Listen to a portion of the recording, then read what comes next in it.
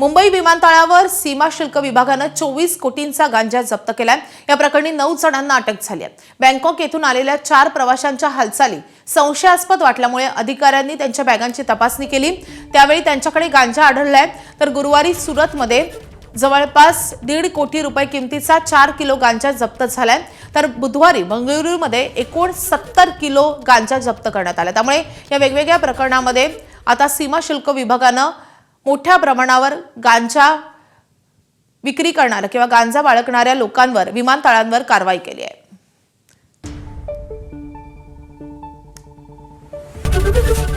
ABP माझा, उघडा डोळे बघा नीट।